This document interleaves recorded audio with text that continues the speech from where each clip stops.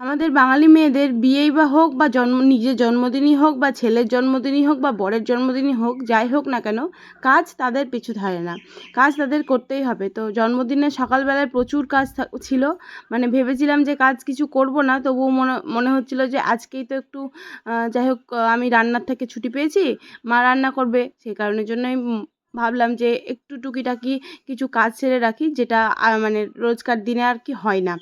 তো আমি সেই জন্যই বিছানার চাদরটা পাল্টিয়ে নিলাম। আর আজকে আর হয়তো কাচা হবে না, কিন্তু তুলে তো রাখা হলো, এটাই অনেকটা কাজ সেরে নিলাম। আর মাকে বলছিলাম যে আমার আজকে জন্মদিন, তুমি আমাকে দিয়ে সবজি কাটিয়ে নিচ্ছ, তুমি এটা কিন্তু অন্যায় করছো। মা বলছে এই তো আমিও তো করছি, আমি হাতা খুন্তি ঢাল তরোয়াল দিয়ে রান্না করছি, তো সেটাই বলছিল।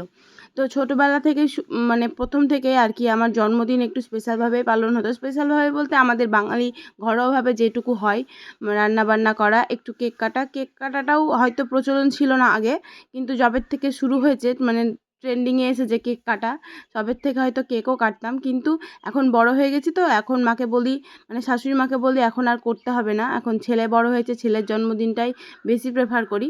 কিন্তু কি করব, মায়ের এটা মানে আবদার বলতে পারো, যে মা বলছে আমি আমার ছেলেকে দিই, আমার নাতিকে দিই, আমি তোকে দেবো না, এটা হচ্ছে মানে দু চোখামি হয়ে যাবে। সে কারণের জন্যই মা রান্নাবান্না করছে। আর রান্নাবান্না প্রায় শেষের দিকে, অনেক গল্প করতে করতে অনেক কাজ ছাড়াই হয়ে গেল। আর গুড্ডুও চলে গেছে শুভময়কে নিতে, আর আমি শুভময়ের জন্যই অপেক্ষা করছি, ওর ড্রেসটা একটু কেচে দেবো সেই কারণের জন্যই। আর এদিকে বাবা খেয়ে চলে গেছে, কারণ বাবা 10টার মানে 10টার মধ্যে বাবার খাওয়া কমপ্লিট হয়ে যায়, বাবার দোকানে যেতে হয় তো। তাই মা বললো ওদেরকে আগে ছেড়ে দিই, তারপর তোর জন্য একটু বেশি রান্না হবে, ভাজাভুজি হ্যানা ত্যানা এইসব নিয়ে, তো সেই কারণের জন্য একটু লেট করলেও তোর অসুবিধা নাই। তো তারপরে অনেকক্ষণ ধরে অপেক্ষা করছিলাম আর পেতনি সেজে ঘুরে বেড়াচ্ছিলাম। মা বলছিল স্নানটা করে, আমি বলছি না, একবারেই স্নানটা করব। আর এই যে চলে এসছে আমার ডিয়ার হাজব্যান্ড, আর উনি তো ক্যামেরার সামনে আসতে খুবই লজ্জা পান। আর সবাই খেয়ে দিয়ে চলে গেছে, মানে ময়কেও খাইয়ে দিয়েছি, আর গুড্ডুও খেয়ে চলে গেছে। আর এই যে আমার ড্রেস, এই ড্রেসটার কথা তোমরা অনেকেই জিজ্ঞেস করেছিলে, আর খুব ভালো বলেছিলে। এই ড্রেসটা আমি আমার একটা মাসির কাছ থেকে বানিয়েছি। আর বার্থডে ব্লগটা বেশি বড় করিনি, কিন্তু একবারে দিলে হয়তো অনেকটাই বেশি হয়ে যাবে, সেই কারণের জন্য আমি ভেবেছি দুটো পার্টে দেব।